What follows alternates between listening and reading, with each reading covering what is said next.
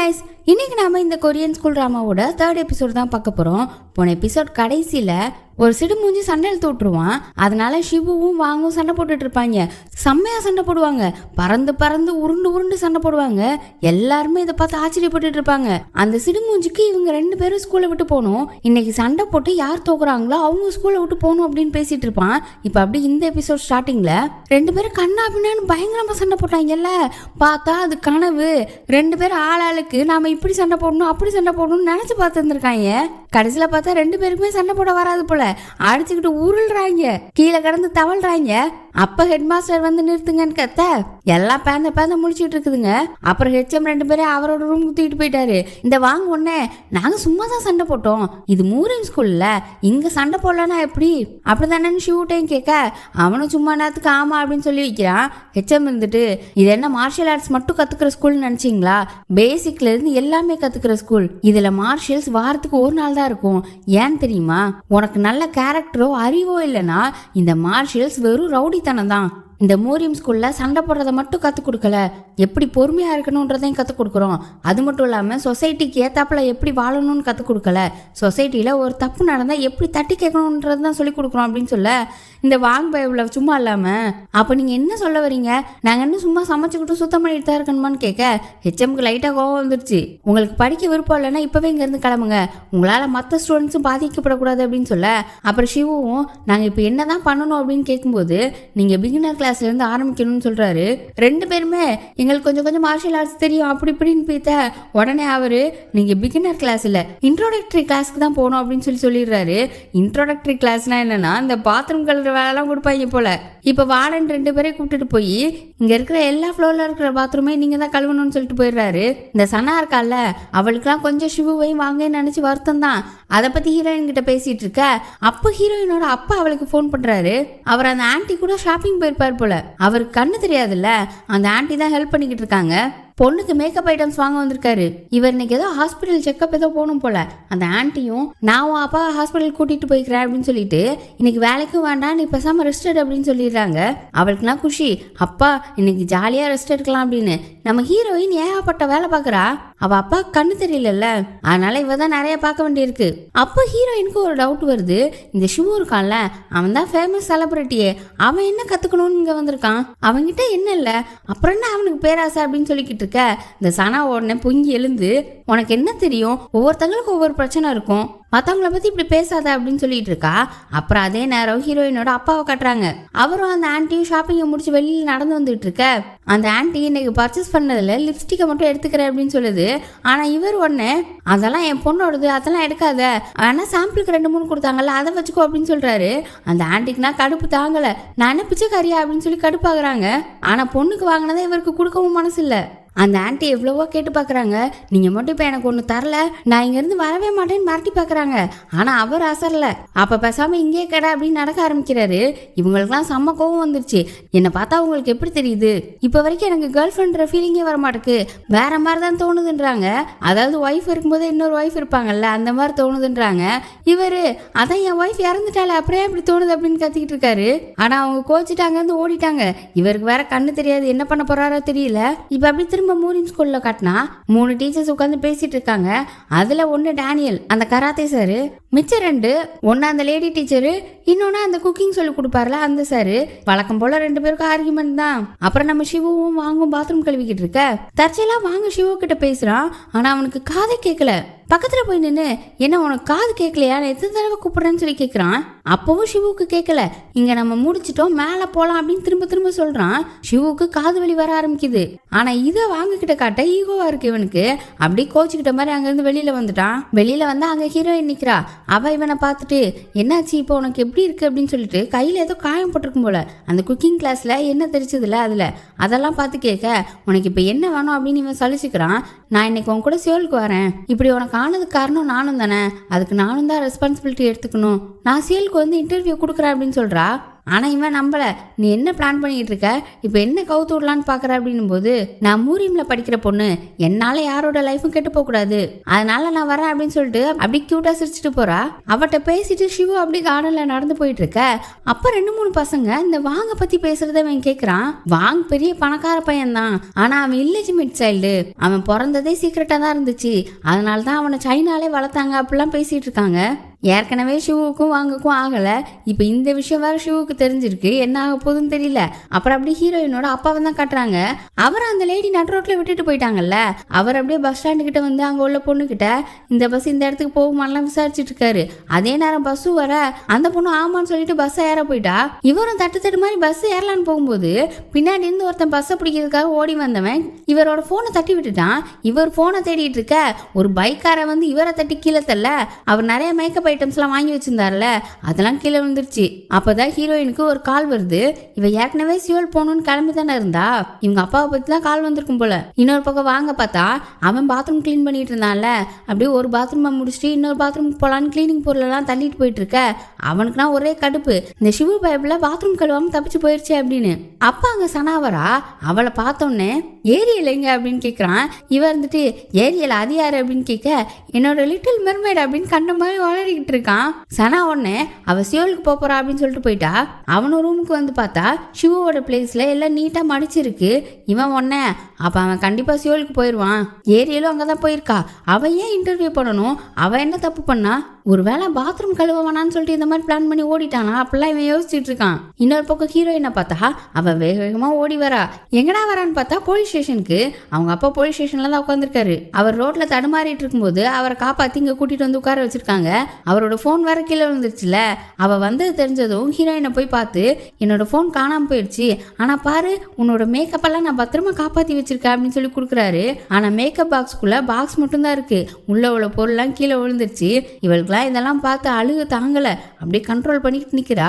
அவரும் பாரு உனக்கு ஏத்த கலர் தான் நான் செலக்ட் பண்ணியிருக்கேன், நீ போட்டு பாரு அப்படின்னு சொல்லிக்கிட்டு இருக்காரு. அப்பாவை கஷ்டப்படுத்தக்கூடாதுன்னு போட்டு பார்க்குற மாதிரி பண்ணிட்டு அப்படியே அவளுக்கு அழுகெல்லாம் வருது, அதெல்லாம் கண்ட்ரோல் பண்ணிட்டு நான் சந்தோஷத்தில் அழுறேன்ப்பா அப்படின்னு சொல்லி அவரை கட்டி பிடிச்சி அழுதுகிட்டு இருக்கா. இந்நேரம் வேற இவ வருவான்னு சிவு ஒரு இடத்துல பார்க்ல வெயிட் பண்ணிட்டு இருக்கான். இவன் வேற ஒரு ரிப்போர்ட்டர்கிட்ட சொல்லியிருப்பான் போல, அவர் வேற போன் அடிச்சுட்டே இருக்காரு. இவனால எடுக்கவும் முடியல. ஹீரோயின் பாப்பா அப்பாவை கூட்டிட்டு வந்துட்டாப்புளுக்கு வீட்டுக்கு. ஆனா இவரை பாத்துக்கணும்னு ஒரு ஆள் வேணும்ல, அதனால திரும்பவும் அந்த லேடியோட வீட்டுக்கு போய் அப்பாவுக்கு உங்களை ரொம்ப பிடிக்கும் ஆண்டி, அவர் இனிமே உங்களை கஷ்டப்படுத்துற மாதிரி நடந்துக்க மாட்டாரு, இந்தாங்க பொட்டேட்டோ கேக் சாப்பிடுங்க அப்படின்னு சொல்லி அவங்கள ஐஸ் வச்சுட்டு இருக்கா. அவங்களும் சமாதானம் ஆகி அவங்க வீட்டுக்கு போக ஒரு வழியா அப்பாவையும் அந்த லேடியையும் பேச வச்சுட்டா. அப்புறம் சரி ஸ்கூலுக்கு கிளம்பலான்னு வீட்டை விட்டு வெளியில வரும்போது தான் அச்சிச்சோ இவ்வளவு நேரம் ஆயிடுச்சா, நான் அந்த சிவுவை பத்தி மறந்தே போயிட்டேன்னு வேகமா அவன்கிட்ட ஓடி போக அவன் இருக்கிற இடத்துக்கும் போயிட்டா. என்னை மன்னிச்சிரு கொஞ்சம் லேட் ஆயிடுச்சு, நம்ம கடைசி பஸ் மிஸ் பண்ணிடுவோம்ல அப்படின்னு பேசிட்டு இருக்கும்போது சரிவா போலாம் அவன் கிளம்ப, நான் மலையில மேலே கீழே ஓடி வந்ததுல என்னால முடியல அப்படின்னு சொல்லிட்டு அங்கேயே உட்கார பாக்குறா.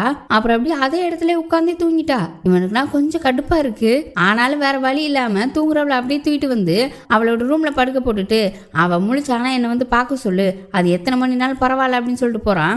இப்பதான் இவனுக்கு ஒரு விஷயம் புரியுது, இவ ஏகப்பட்ட வேலை பாக்குறாள்ல, அதனாலதான் கூப்பிட்டோன்னே அவ இன்டர்வியூக்கு வரல அப்படின்றது அவன் மேலேயும் ஃபுல்லா தப்பு இல்லைன்றது அவனுக்கு தெரியுது. சரின்னு ரூமுக்கு வருவோம். ரூமுக்கு வந்தா இந்த வாங்க போய் உள்ள சிவுவோட பெட்ல உட்காந்துருக்கான். இந்த வாங்குக்கு சிவு இருந்த பெட்டை தானே முன்னாடி பிடிச்சிருந்துச்சு.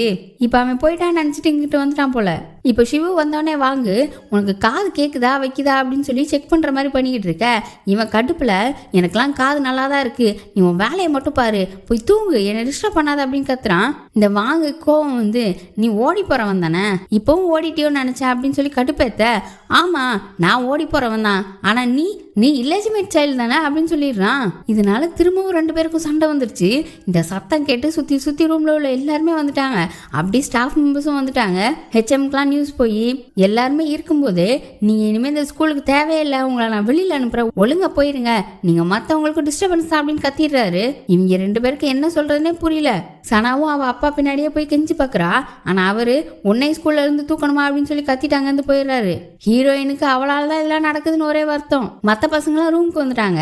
ஒரு பையன் ட்ரோன் வச்சிருக்கான்ல, அவன் வேற அவங்கள வாட்ச் பண்ணிட்டே இருக்கான். சுத்தி நிறைய பிள்ளைங்களும் நின்று வாட்ச் பண்ணிட்டு இருக்காங்க. அங்க சிவும் வாங்கும் நின்று இடத்துல நின்றுட்டு இருக்காங்க. இந்த வாங்கும் உன்னாலதான் என் நிலைமை இப்படி இருக்கு அப்படின்னு சொல்லிக்கிட்டு இருக்க, இப்போ சண்டை இழுக்கணுமா உனக்கு அப்படின்னு சிவு கேட்டுட்டு இருக்கான். அப்புறம் திரும்ப 2 பேரும் ஹெச்எம் கிட்ட போய் இந்த வாங்க ஏற்கனவே சும்மா வாழத்தனம் தானே பண்ணுவான், அப்படியே கீழே உட்காந்துட்டு நீங்க மட்டும் என்ன இப்போ ஸ்கூல்ல இருந்து அனுப்ப மாட்டேன்னு சொல்லலைன்னா நான் இங்க இருந்து எந்திக்க மாட்டேன்னு அங்கிட்டே படுத்துக்கிட்டான். சிவுவும் எங்களுக்கு இன்னொரு சான்ஸ் கொடுங்க அப்படின்னு பொலைட்டா கேட்டு பாக்குறான். இப்ப அவரு இவங்களை இந்த ஸ்கூல்ல விட்டு தூக்கணும்ன்ற எண்ணத்தை கைவிட்டு ஒரு பெரிய பனிஷ்மெண்டா கொடுக்குறாரு. அது என்னன்னா, இந்த ஸ்கூல் வந்து ஒரு காட்டுக்குள்ள தானே இருக்கு, அதுல ஒரு பெரிய மலை உச்சியில மூரிமுக்கு சம்பந்தப்பட்டமான ஒரு விஷயம் இருக்கான். அதை 2 பேர்ல யார் ஒருத்தர் எடுத்துட்டு வரீங்களோ அவங்க தான் இந்த ஸ்கூல்ல இனிமே கண்டினியூ பண்ணுவீங்க அப்படின்னு சொல்லிடுறாரு. சுத்தி இருந்த பிள்ளைங்களும் யோசிக்குதுங்க, அது எப்படி அங்க போக முடியும், அது எவ்வளவு ஆபத்தான இடம், அங்க இது வரைக்கும் யாருமே போனது இல்லையேன்னு குசு பேசிட்டு இருக்குதுங்க. ஆனா சிவுக்கும் வாங்குக்கும் இதை பத்தி ஃபுல்லா தெரியாதுல்ல. 2 பேருமே நாங்க போறோம் அப்படின்னு ஒத்துக்கிறாங்க. இந்த வாங்கு சண்டை போடும்போது ஒரு கால் ஷூ அங்கே விட்டுட்டான். நான் ட்ரெஸ்ஸையும் மாத்திட்டு என் ஷூவையும் போட்டுட்டு அப்படி கிளம்புறேன் அப்படின்னு சொல்ல ஹெச்எம் இருந்துட்டு அதெல்லாம் இல்ல, நீ இப்போ எப்படி இருக்கியோ அப்படியே தான் போற, திரும்பி வந்தானா ஸ்கூல்ல சேர்ந்துக்க, இல்லைன்னா முடியாதுன்னு சொல்லிட்டு அங்கிருந்து போயிடுறாரு. இவனுங்களும் வேற வழி இல்லாம அங்கிருந்து நடந்து போக வாங்கன்னு முடியாது ஷூ இல்லாமலாம் என்னால நடக்க முடியாது, நான் எடுக்க போறேன் அப்படின்னு சொல்லிட்டு திரும்பி பார்த்தா அங்க ஸ்கூலையே காணும். இவங்க தான் மேஜிக் பண்ணி மறைச்சு வச்சிருப்பாங்களே. இப்ப திரும்ப ஸ்கூலுக்குள்ள பார்த்தா எல்லா பசங்களுமே இதை பத்தி தான் பேசிட்டு இருக்காங்க. அப்போ சனா இந்த சிடுமூஞ்ச தனியா கூப்பிட்டு நான் உங்ககிட்ட பேசணும் அப்படின்னு சொல்லிட்டு, இதெல்லாம் உன் வேலை தானே, நீ தானே இழுத்து விட்டு இந்த மாதிரிலாம் பண்ணிட்டு இருக்க அப்படின்னு சொல்லி கேட்க, ஆமா நான் தான் பண்ணேன், இந்த ஸ்கூலுக்கு தேவையில்லாத பசங்க அவங்களுக்கு என்ன தகுதி இருக்குங்க படிக்கிறதுக்கு, அவங்க இங்கேருந்து போனா என்ன அப்படின்னு சொல்லும்போது, என்ன இருந்தாலும் அவங்க இந்த ஸ்கூலோட ஸ்டூடெண்ட்ஸ் அப்படின்னும் போது இந்த ஸ்கூல்லாம் சொல்லிக்கிட்டு இருக்காத, இந்த ஸ்கூலோட ரூல்ஸ் பிடிச்சி நான் இங்கே இருக்கேன்னு நினச்சியா, இல்லை நான் ஸ்கூலில் டாப்பாக வரணும் அதுக்காக மட்டும்தான் இங்கே இருக்கேன், நான் மூரியம் காம்படிஷனுக்கு போய் அங்கே ஜெயிச்சு என் சொந்த வீட்டை உருவாக்குவேன் அப்படின்னு சொல்லிக்கிட்டு இருக்கான். இந்த மூரியம் ஸ்கூலில் ஏதோ காம்படிஷன்லாம் நடக்கும் போல, நீ தேவையில்லாமல் என் வழிக்கு வராத, மற்ற பிள்ளைங்களாம் பாரு எவ்வளோ அமைதி அவங்க உண்டு அவங்க வேலை வந்துன்னு பார்த்துட்டு இருக்காங்க, அவங்க இடம் அரைஞ்சி இருக்காங்க, அதே மாதிரி பேசாமல் இருந்தேன்னா உனக்கும் நல்லது அப்படின்னு சொல்லிட்டு இருக்கான். பார்த்தா மற்ற பிள்ளைகளும் பின்னாடி கேட்டுட்டு தான் இருக்குது. இவன் வேற அதுங்களை மட்டமாக பேசிட்டு இருக்கானா, ஆனால் இவனுக்கு அந்த கவலை இல்லை. இந்த சிடுமூஞ்சி என்ன கேரக்டர்னே ஒன்றும் புரியல. இப்போ அப்படி காட்டுக்குள்ளே போனால் சிவுவையும் வாங்கியும் காட்டுறாங்க. அவனுங்க பின்னாடியே இந்த ட்ரோன் வச்சிருக்க பையன் வேற அந்த ட்ரோன் அனுப்பி விட்டுருக்கான். இந்த வாங்க வந்துட்டு சிவு கிட்ட, நீ எதுக்காக மூரியம் ஸ்கூலுக்கு வரணும், என்ன இருந்தாலும் நான் தான் மூரியம் ஸ்கூல்ல இருக்க போறேன், உனக்கு என்ன இப்ப பிரச்சனை, நீ எதுக்காக இப்படி பண்றேன்னு எனக்கு ஒண்ணுமே புரியல, உன்னை பத்தி கிசு வந்தா என்ன, நீ மூவிஸை விட்டுட்டு தனியா சோலோ ஆர்டிஸ்டா பெர்ஃபார்ம் பண்ணு, உன்னோட திறமையை காட்டு, என் மற்ற செலிபிரிட்டிஸ்க்குலாம் இந்த மாதிரி கிசு வந்தது இல்லையா, நான் உன்ன மாதிரி கிடையாது, நான் இங்க இருக்கணும் அப்படின்னு சொல்லி பாக்குறான். ஆனா சிவு இதெல்லாம் காதுல வாங்கிக்கல, அவன் பாட்டுக்கு முன்னேறி போக ஆரம்பிச்சிட்டான்.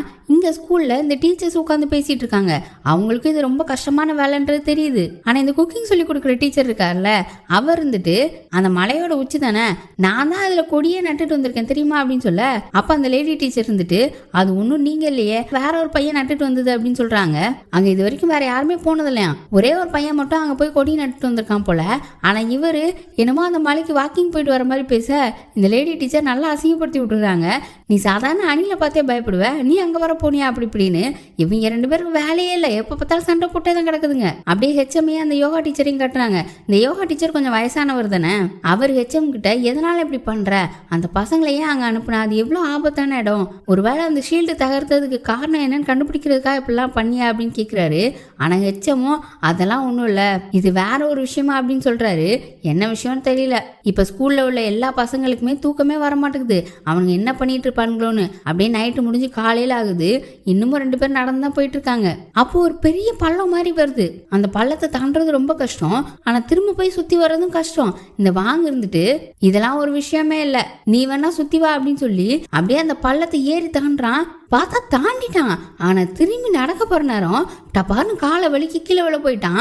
அந்த பக்கம் அந்த சிவலாம் வாங்குன்னு கத்திக்கிட்டு வேற வழி இல்லாம இவனும் அந்த பக்கம் தாவுறான். தாவிட்டு கையை கொடுக்க பாக்குறான், கொடுக்கவே முடியல. அப்புறம் அவனோட பெல்ட்டை கழட்டி போடுறான், அவனும் அதை பிடிச்சி மேல வர பாக்குறான். கரெக்டா அதே நேரம் சிவுக்கு காது வலி வந்துருது. போச்சா அப்படின்னு நினைச்சிட்டு இருக்க நேரம் அவன் காது வலியை கஷ்டப்பட்டு தாங்கிக்கிட்டே வாங்க மேல இழுத்துட்டான். இப்போ அப்படி திரும்பவும் பயணத்தை ஆரம்பிக்கிறாங்க. அப்படி இன்னொரு பக்கம் ஹீரோயினோட அப்பாவை காட்டுறாங்க. அவருக்கு கண்ணு தான் தெரியல, பாடிலாம் செம்ம ஸ்ட்ராங்கா இருக்கு. தலைகீழ தொங்கி மண்டைய தரையில வச்சு எக்ஸசைஸ் பண்ணிட்டு இருக்காரு. அப்ப அந்த லேடி இருக்காங்கல்ல, அவங்க அப்படி சாப்பாடுலாம் செஞ்சு எடுத்துட்டு வராங்க. அப்புறம் அப்படி திரும்ப நம்ம பசங்களுக்கு வந்தா, வாங்க ஒத்த கால்ல ஷூ போடல, அவனுக்கு அப்படி மலையிலலாம் நடந்து வந்து கால் பயங்கரமா வலிக்குது. ஷிவுக்கும் லைட்டா வருத்தம் தான். நீ இப்படியே நடந்துருவியா, உன்னால முடியுமான்னு கேட்க, கஷ்டம் தான், அவன் ஷூ தெரியா அப்படின்னு கேட்க, அவன் அப்படி மூஞ்சி திருப்பிக்கிட்டான். அப்புறம் வாங்க அவன் கிட்ட வேலைட்டு இருக்கும்ல, அதை எடுத்து ஷூ மாதிரி போட்டு காலை சுத்திக்கிறான். அப்புறம் அப்படி திரும்பவும் நடக்க ஆரம்பிக்கிறாங்க. போற வழியில தண்ணி தாகம்லாம் எடுக்கும்ல, ஒரு மலையில இருந்து தண்ணி வடிகிறத பார்த்துட்டு 2 பேரும் அப்பாடா இப்போவாச்சும் தண்ணி கிடைச்சது அப்படின்னு சொல்லி குடிச்சிட்டு இருக்காங்க. அப்பன்னு பார்த்தா அங்க ஒரு பாம்பு வந்துருது. பாம்பு பாப்பன்னு 2 பேரும் கத்திக்கிட்டே அங்கிட்டு ஓடுறானுங்க. இந்த ட்ரோன் வேற பின்னாடி சுத்தி வந்துட்டு இருந்துச்சுல, அதையும் பசங்களாம் பார்த்துட்டு இருக்காங்க. சனாவும் அப்பதான் வந்து பாக்குறா, ட்ரோன்லாம் வச்சிருக்கீங்களாடா, ஃபாலோ பண்ணிட்டு இருக்கீங்களாடான்னு. இப்ப அப்படி பாம்பை பார்த்து பயந்து ஓடினானுங்கல்ல, பார்த்தா 2 பேரும் வேற வேற திசையில ஓடிட்டானுங்க. அப்ப நமக்கு திடீர்னு இன்னொரு சீனை கொண்டு வந்து காட்டுறாங்க. என்னன்னா, இந்த வாங்கோட அப்பா இருக்கார்ல, அவர் ஹாஸ்பிட்டலில் ஒருத்தர் இருக்காருன்னு பேசிட்டு இருந்தார்ல, அவரை காட்டுறாங்க. அவர் மயக்கத்திலே தான் இருக்காரு. அதுக்குள்ள ஒரு ஃப்ளாஷ்பேக்கை வச்சு ஒரு விஷயத்த காட்டுறாங்க. அவருக்கு ஒரு ஒய்ஃபு 2 குழந்தைங்க இருந்திருக்கும் போல, ஒரு பையன் ஒரு பொண்ணு. அந்த படுக்கையா இருந்தார்ல, அவர் ஒய்ஃப் கிட்ட நம்ம இங்கேருந்து போகணும், உடனே காலி பண்ணணும், எனக்கு ஒரு இடம் தெரியும், அங்கதான் போறோம்னு சொல்றாரு. ஏதோ ஷீல்ட்லாம் போட்டிருக்கேன்லாம் சொல்றாரு. இவருக்கும் ஏதோ பவர்லாம் இருக்கும் போல, என்னன்றது போக பார்ப்போம். அப்புறம் திரும்பவும் பசங்களை பார்த்தா அவங்க 2 பேரும் வேற வேற வழியில தெரியாம பிரிஞ்சுட்டாங்கல்ல. 2 பேரும் ஆளாளுக்கு அவங்கவுங்க பேரை சொல்லி கூப்பிட்டு பாக்குறாங்க. ஆனாலும் 2 பேருக்குமே கேட்காததுனால சிவு அப்படி நடக்க ஆரம்பிக்கிறான். அப்பாங்க எதையோ பாக்குறான், என்னடா இது அப்படின்னு யோசிச்சுட்டு இருக்கும்போது இந்த ட்ரோன் வேற வச்சு பசங்க பார்த்துட்டு இருந்தாங்கல்ல, அவங்களும் பாக்குறாங்க. என்னடான்னு பார்த்தா இந்த ஓனாயி அது வேற ட்ரோனை பார்த்துருச்சு. வேகமா ஒரு பாஞ்சு அந்த ட்ரோனை கவ்வி கீழே இழுத்து போட்டுட்டு அங்க இருக்கிற சிவுவையும் பார்த்துருச்சு. சிவு அப்படி பயத்துல உறைஞ்சு போய் நிக்கிறான். அப்படியே எபிசோட் முடியுது. சிவு இந்த ஓனாய்கிட்ட இருந்து தப்பிச்சானா, 2 பேர்ல யார் அந்த ஃபிளாக் எடுத்துட்டு வராங்கன்றதெல்லாம் வரப்போற எபிசோட்ல பார்ப்போம். அதுக்கு சேனலை சப்ஸ்கிரைப் பண்ணி பெல் ஐகானை பிரஸ் பண்ணி வச்சுக்கோங்க. வீடியோ பிடிச்சிருந்தா லைக் பண்ணுங்க, ஷேர் பண்ணுங்க. Bye by.